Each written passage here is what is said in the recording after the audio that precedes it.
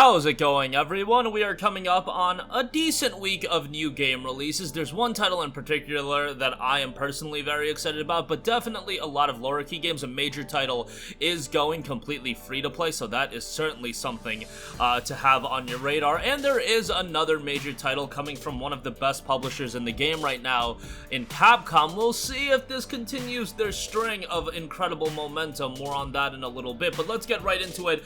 The game that I'm personally very much looking forward to is OXENFREE 2 Lost Signals. OXENFREE came out all the way back in January of 2016, and now we have a follow-up all these years later in OXENFREE 2 Lost Signals. 5 years after the events of OXENFREE, Riley returns to her hometown to investigate mysterious radio signals. What she finds is more than she bargained for. It's a mind-bending follow-up to the critically acclaimed narrative adventure game OXENFREE from Night School Studio. Play it as a standalone story or dive deeper by playing the original. It's totally up to you. As you play, you'll shape every step of the story through your choices. How you choose to deal with the supernatural events at hand will forever alter the future. Your choices matter. Shape everything through your conversations and dialogue choices. Forge a deeper friendship with an old acquaintance from high school, or opt to ignore a lost fisherman in need. Your choices impact who Riley becomes, your relationships, and the story options available to you at every turn. Start chatter from anywhere. Use an all-new walkie-talkie conversation system to chat with contacts and uncover useful insights about the mysteries. Ask for info, check in with the locals, or completely ignore them. It's your call to make, and it has its consequences throughout the game.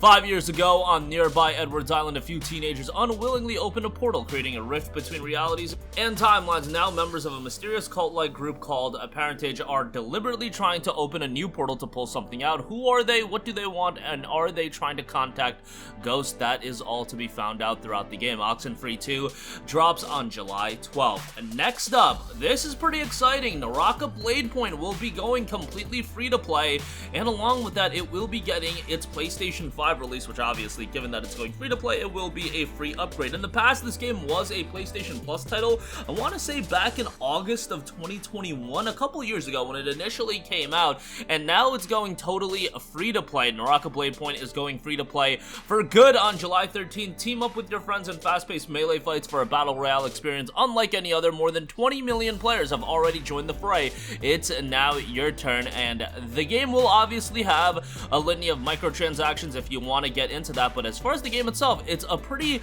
violent melee combat battle royale where katanas and greatswords, bows and muskets, hero skills and ultimates clash in brutal player battles. And yes, battle royales is a genre that I know a lot of you guys are sick in, but I think this one, with its melee action-focused combat, it does offer a different spin on things. Customize and master a growing roster of legendary heroes, each imbued with their own skills, ultimates, and deadly playstyles. Kingdom Ruins explore the mysterious and breathtaking battlefield of war-torn Moras with a striking aesthetic inspired by far Eastern legends and history. Adapt or die, elevate your playstyle in a constantly evolving multiplayer battlefield featuring 1v1 duels, arena brawls, all the way up to 60-player battles with a unique sky. Naraka Bladepoint, again, going completely free to play. The game has been relatively popular, and given that so many battle royale titles have come out over the past few years and very few of them have actually stuck, Naraka Bladepoint has offered something at least somewhat compelling enough to hook a larger portion of people into the game, and hopefully that player base will grow when the game does go officially free to play come July 13th. Moving on from that, we have Capcom's major release over the summer, Exoprimal. Now, when I initially saw this game, yes, it did feel like we were getting baited by the dinosaurs, and a lot of people have been wanting Dino Crisis for so long. They're going completely in a different direction, being a multiplayer title. Exoprimal is an online team-based action game that plots humanity's cutting-edge exosuit technology against history's most ferocious beasts, the dinosaurs. Now, I don't know if this is exactly what people wanted out of Capcom. However, credit to them for trying something so unique. Exosuits are grouped into different roles, and players will pilot these exosuits to hold firm against overwhelming dinosaur swarms in online-only team-based action game modes. The year is 2040. Sudden dinosaur outbreaks have engulfed the globe in a crisis that threatens humanity's very existence, yet all hope is not lost. The cooperation Abyss has developed a hyper-advanced AI called Leviathan that can predict the location of future outbreaks. This technology, along along with Avis's revolutionary powered suits or exosuits, gives humanity a fighting chance to stem the tide of the Saurian swarms. Exosuits pilots, otherwise known as exofighters, are in high demand and take the exofighter aptitude test and join the ranks of pilots in their fight to stave off the extinction of the human race. Again, you have a plethora of different exosuits. You have the roles of assault, tank, support, and you'll be able to, figure out what really works for you. A lot of customizability options as well. Not here to write off Exoprimal quite yet. Given the good track record of Capcom, I still expect we're going to get something that is going to be of quality. The only consideration is what is going to be the longevity of this game. There is the added element that the game, while it is pay to play, it's a full $60 release. It will be available on Xbox Game Pass, so on PC and Xbox, there is going to be an influx of people trying out the game right away, and they don't have to invest the $60 and it'll be available in a subscription service.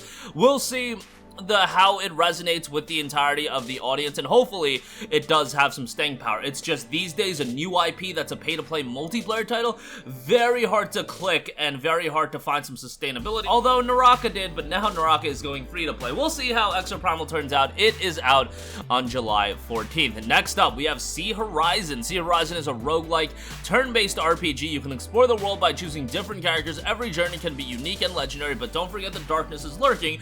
Choose your path wisely because every single step is essential. The game had a very positive reception over on Steam with 110 Steam user reviews, 80% of those reviews being positive, so an interesting roguelike turn-based combat title, and it will be out on PlayStation this week. Next up, we have a throwback action platformer, Gravity Circuit. Gravity Circuit is a flashy, action-packed 2D platformer in the spirit of console classics. Follow Kai, a lone operative war hero who harnesses the mysterious powers of the Gravity Circuit on an adventure in a futuristic world inhabited by sentient robots. Yes, this totally gives me vibes of throwback Mega Man titles, but for me, that is something I will be all over. We'll see how this one turns out. I know not everybody is into these throwback style games, but Gravity Circuit is due out on July 13th.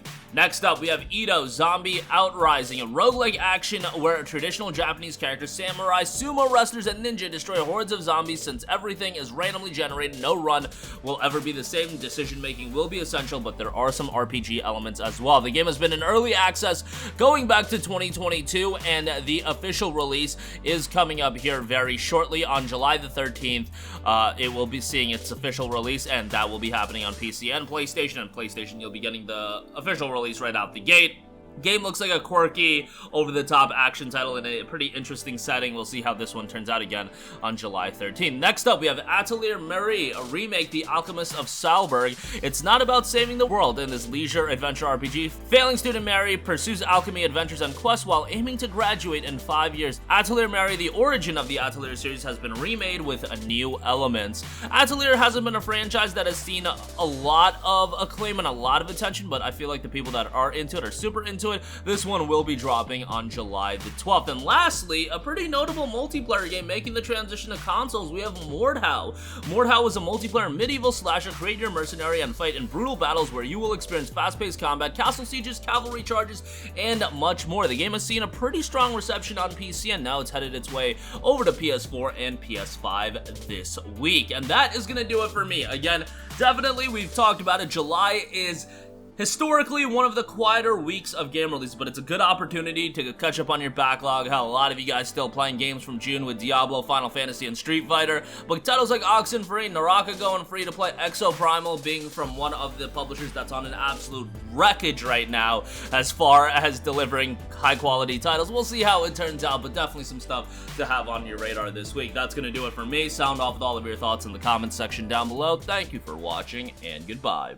Hey guys, we hope you enjoyed the video, and if you did, make sure to hit the subscribe button, and if you're already subscribed, do us a favor and hit the bell icon. This way you'll be notified whenever we post a new video. That's the best way to keep up with all of our uploads, and we usually try to upload 2 videos a day. And with the bell icon hit, you'll be notified whenever we do upload a video. As always, thanks for watching.